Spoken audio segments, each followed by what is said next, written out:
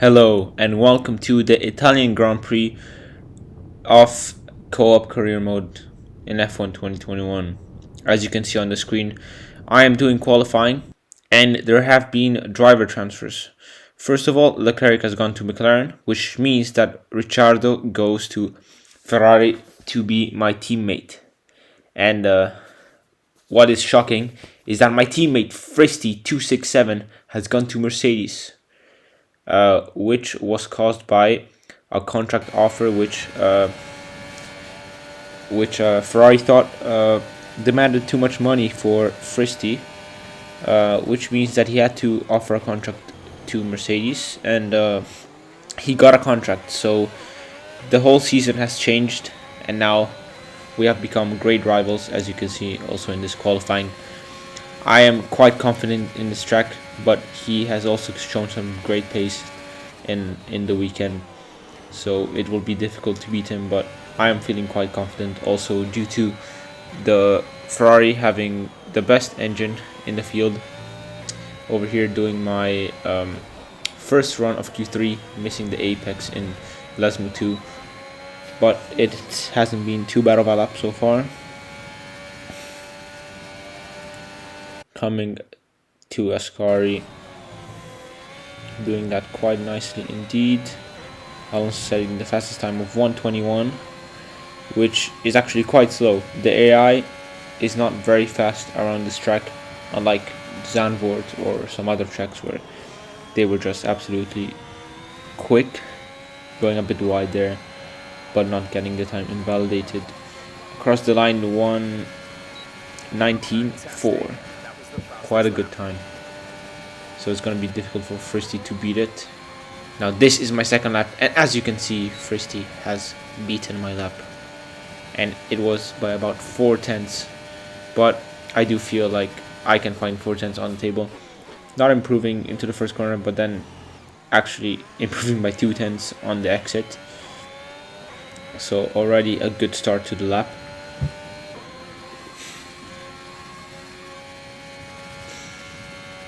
Only 1:30, so it's gonna be difficult to do another lap. I set up purple for sector, mounting the curb very nicely. Luckily it didn't launch me into the air. Lesmo 1, doing that very nicely, maybe even doing it a bit too conservatively. Lesmo 2 also nicely. I'm now 4/10 up on the time, and this is looking likely for a pole position here. Setting purple middle sector. Ascari, there's yellow flags. I'm gonna ignore that.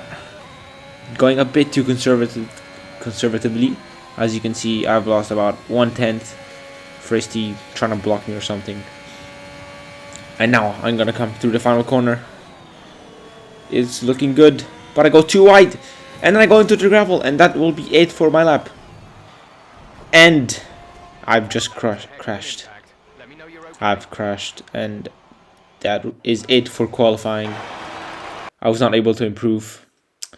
At the end, it was only 2.6 of a second difference. So I definitely would have beat him if it wasn't for that mistake. But this is going to be interesting for the race.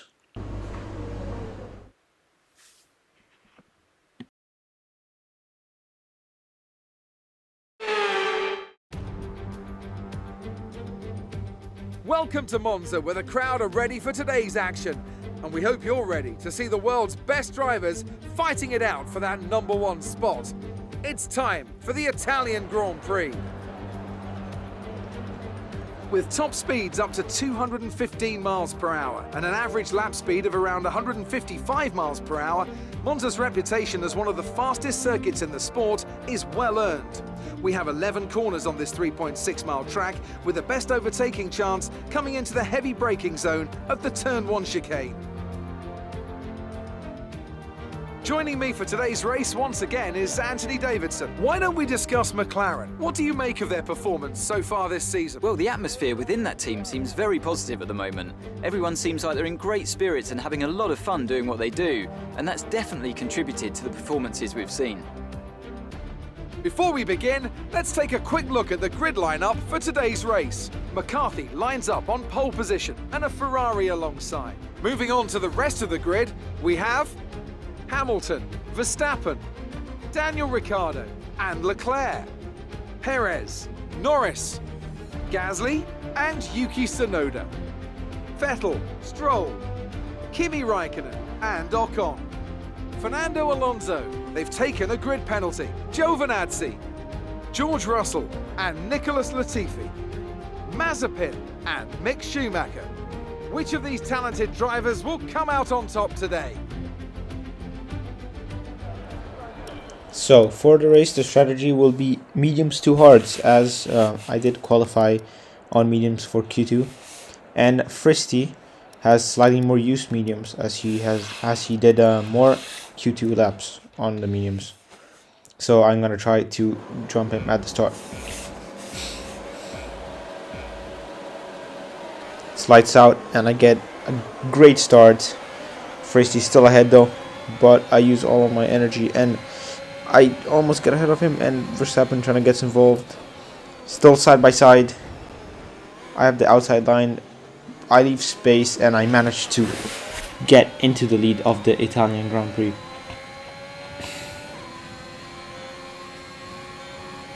Verstappen got ahead of Fristy as well. Coming through Ascari, doing this quite cautiously and missing the apex completely, and Verstappen gets the lead, but I'm still right behind him. I'm gonna try getting his slipstream and earning back that position. Hopefully the Ferrari power will be enough to get past him, as he's 3/10 away, but I'm gaining, and you can see the speed difference with the slipstream and overtake side by side through the first chicane. Braking slightly later, still side by side, but I do get the position back. Nice move.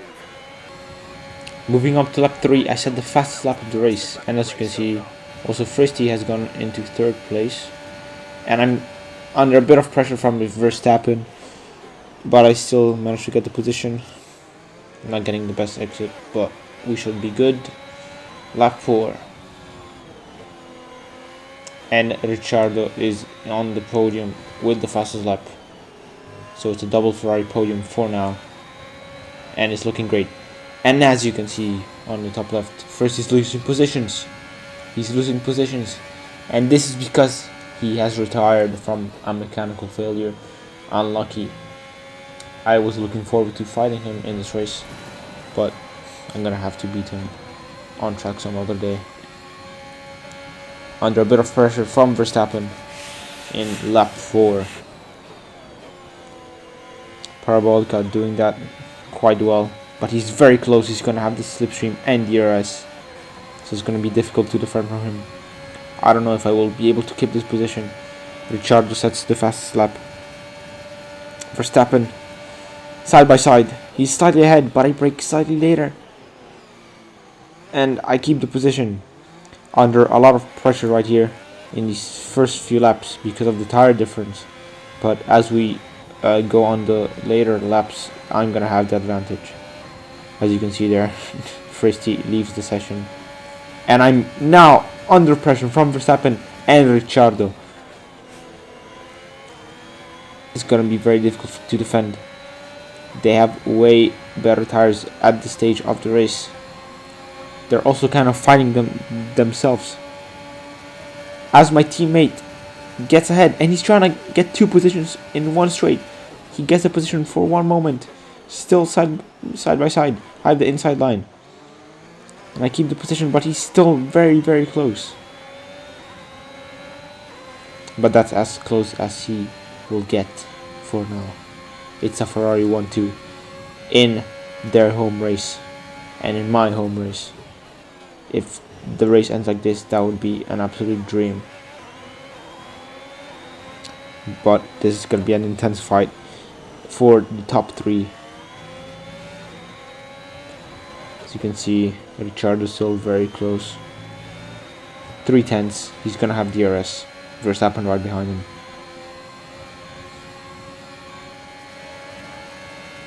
He's very close. He's going to try going down the inside, but then he realized that he had to back out, and that was it. Lap 12, a lot of defending, and as you can see, Ricciardo and Verstappen both came into the pits to change their soft tires quite a few laps before me. Now I'm coming in for the stop. I'm gonna try keeping the position. I think it will not be such a problem. 2.9 stop, putting on the hard tires, which will go until the end of the race. I was thinking of extending to the softs, from mediums to softs, but I didn't want to risk it, just like in Hungary, which is a race I didn't show, but I got a puncture, which wasn't great. I get ahead, and I'm 5 seconds ahead, calmly in front and calmly leading this race, as you can see on the top left. I don't know what happened to Verstappen. Something is not right, because he was third, but it's still a Ferrari 1-2, and hopefully it ends that way as well. Now all I have to do is drive cleanly, not make any mistakes, and unless they find some pace and I run over a curb and get underbody damage. So this might not be as easy as it may seem. The rear is going to be way more unstable now, and I might be a bit slower on a straight line, but that didn't matter. I set the fastest lap anyway, and I'm just extending my lead even with floor damage, and that went on for the rest of the race. Now 14-second gap. This is the final lap, just like Leclerc in 2019. All I have to do is complete a lap, coming through the first corner, right, then left. Having a 14-second lead, all I have to do is drive a clean lap. But I am still going for the fastest lap, because why not? Going through the straight towards the second chicane. Doing that very cautiously, but very nicely, to not try to get any more floor damage or getting launched by that insane curb. Lesmo 1 now coming through. Lesmo 2, no mistakes.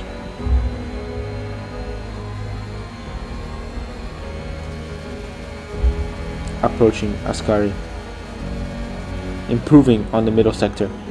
Not doing this very nicely, but it doesn't matter. The gap is 14 seconds. One more corner to go, the Parabolica.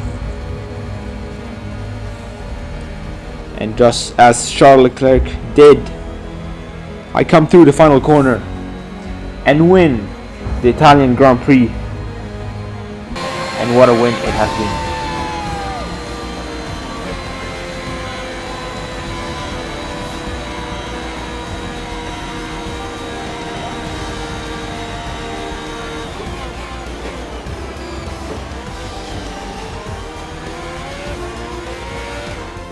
Here we are then, a thoroughly deserved win in Italy after another excellent Grand Prix.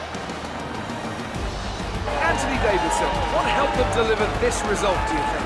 Well, they certainly stood out as a driver with tons of confidence on the track. I think their ability to keep their cool, even during some of the more hectic parts of the race, meant they were able to capitalise on the mistakes of other drivers, giving them the opportunity to make their way to the top spot with ease.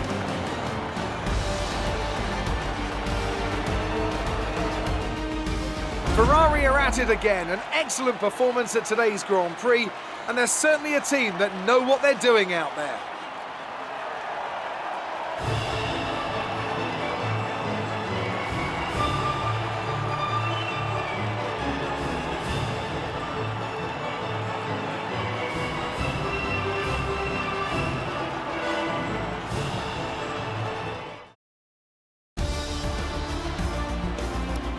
It's a double podium for Ferrari, and this is a dream home race, and it's a win that I had long coming from Silverstone and earlier even.